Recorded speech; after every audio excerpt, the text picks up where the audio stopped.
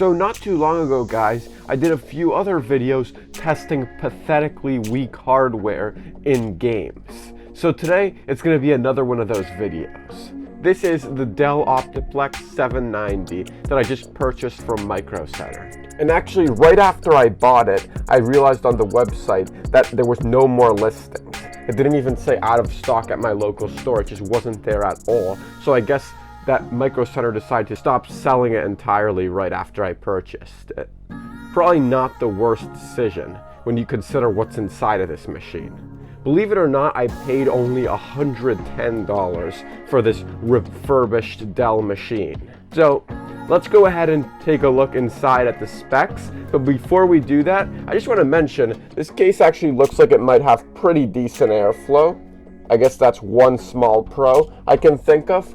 Also, Micro Center was kind enough to include a mouse and keyboard with my purchase. Although the mouse and keyboard are of course the kind that look like you could get them at the 99-cent store for both of them. That's the keyboard, and this here is the mouse. Both from this company called ABS, which I have never heard of. Anyway, let's crack the PC open. So here you have it, guys. This is the inside of this $110 pre-built. So first of all, we have this weird form factor motherboard that pretty much puts reusing this case out of the question even if you wanted to, unless you're very lucky and the motherboard you want to swap it to actually does fit this case, which is very unlikely since this motherboard was made specifically for this machine by Dell. The CPU we've got under here is actually an i3-2100. And actually that's not too bad because that is a dual core CPU with hyper-threading. So with 4 logical cores, which you might be thinking is pretty bad, but considering the price of this machine, it is not actually too bad.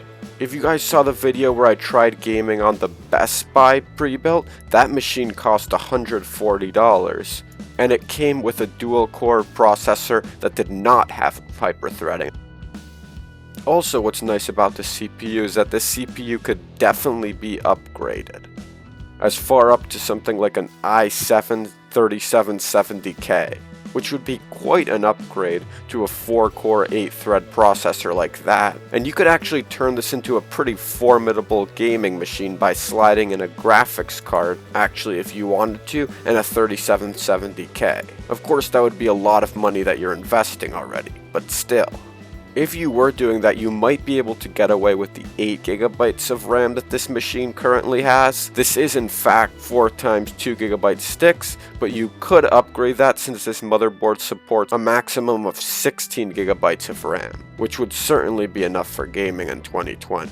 Next up, we have a 500 GB mechanical hard drive. If someone were to upgrade this machine, one of the first things to do would be to put in an SSD, even a small one just for the OS, because this hard drive is really terrible. Even just installing games, it was terrible, trust me. And also, if you wanted to do any of these upgrades, probably even adding just a more powerful CPU, and definitely if you added a graphics card, you would definitely have to do one thing, which is replace the power supply, because this is a 250 watt power supply, which would be nowhere near enough if you were actually adding a dedicated graphics card. It also has an optical drive, not that probably a lot of you guys would care about that in this day and age, but hey, it doesn't hurt, I guess, right? Now you could probably see what the company decided to do for some reason, which was adding this thing here, which actually prevents you from adding any PCI expansion cards, including a graphics card, before removing this thing. It's kind of annoying, but at least this thing will come off pretty easily. I can't imagine why they added it. Maybe they wanted to save money on 4 screws, because they didn't have to use any screws that way. But anyway, this could be really easily removed, and you could add a graphics card if you wanted to. One small problem with adding a graphics card though would be that this hard drive cage over here sort of obstructs the addition of a graphics card, at least more than a very short one. But that also could be removed forcefully, and the hard drive could potentially be put somewhere else if you wanted to, or you could just go for a smaller length graphics card.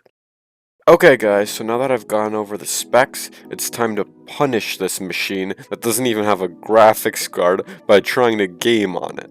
First up, I'm going to test Team Fortress 2. Let's see how this machine fares. Well, 24 FPS before we even loaded into the game. That's not exactly a good sign. Extremely long load time, as expected due to the mechanical hard drive. Oh yeah, the only reason I'm recording this externally is because I don't want to bog down the hardware of this PC even more by internally recording.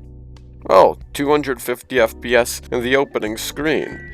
That might be better than I expected, to be honest. Let's look at settings before we find a game. Well, that explains a high FPS. The resolution is 480 by 848.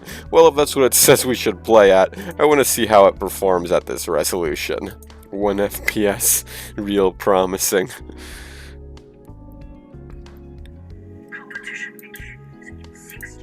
Let's see how much worse than normal my skills are when playing at 480p on this machine.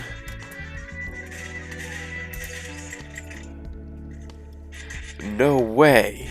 We're actually getting over 60 FPS, albeit at 480p, but still the integrated graphics on this ancient CPU can still manage that. That is quite surprising.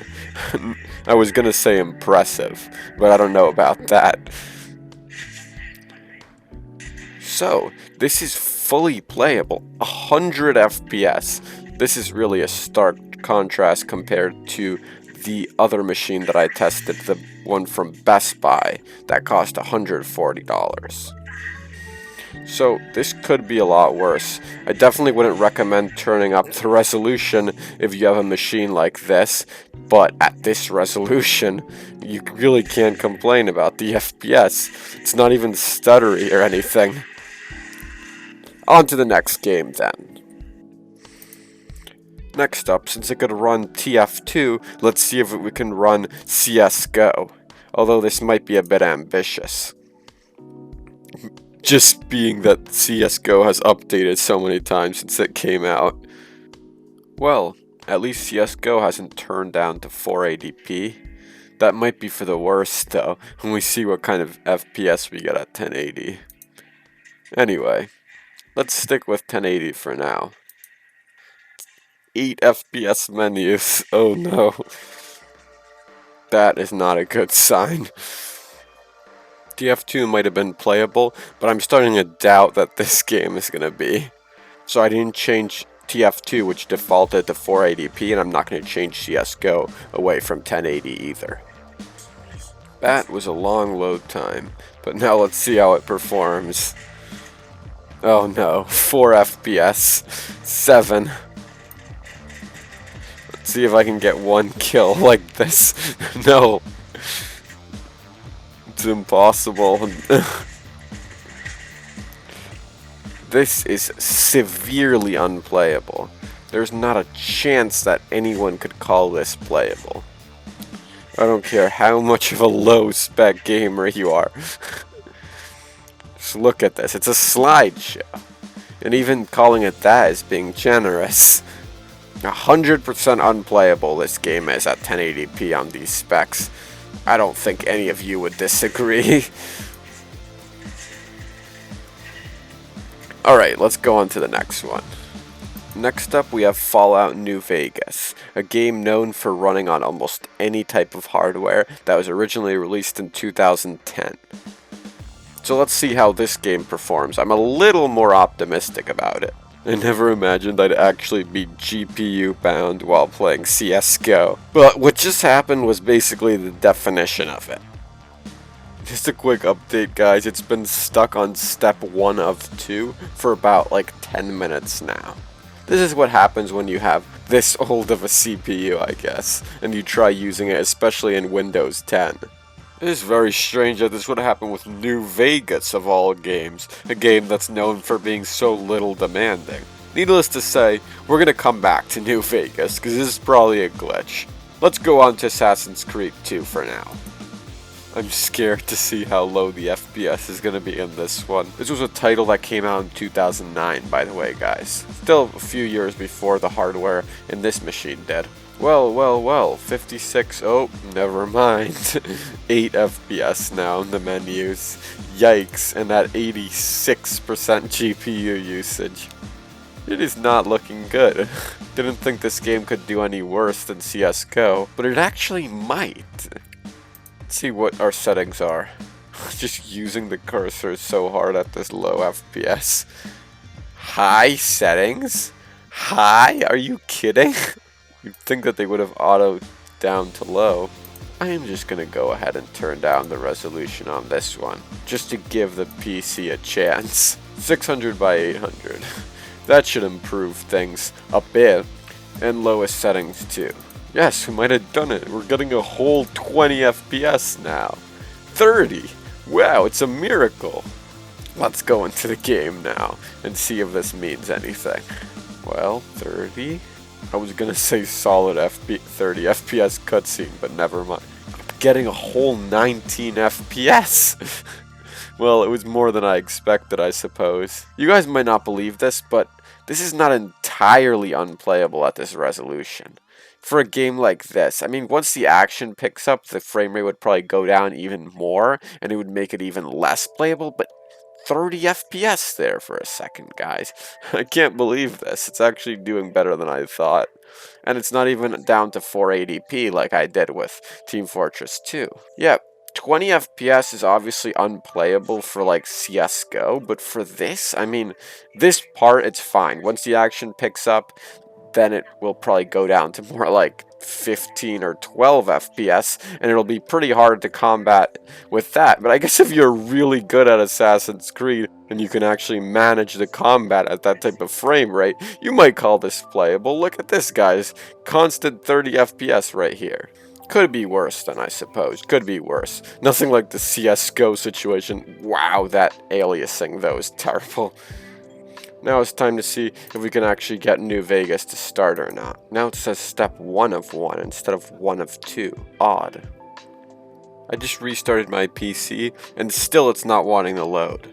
So I think we're just going to leave it at that. You already saw how this machine performed in 3 games. Now that you guys have seen all the hardware inside of this machine, and you've seen how it performs and all that, I conclude that it actually performed better than I expected, and that it's not actually that bad, especially considering the $110 price point that it was being sold at, albeit refurbished. And you probably think I'm crazy for saying it's not that bad, but allow me to explain. So for only $110, the gaming performance was not terrible, and as I showed you before, there are quite a few upgrade paths. You drop in a graphics card and a 3770K, and you have quite a powerful gaming PC for modern games, maybe even AAA on like low settings. So yeah, it's actually not as bad as you might at first think, of course after the upgrades, that is. And if you think that this PC performed that bad, even without upgrades or anything like that, you should see how the worst PC from Best Buy performed in this other video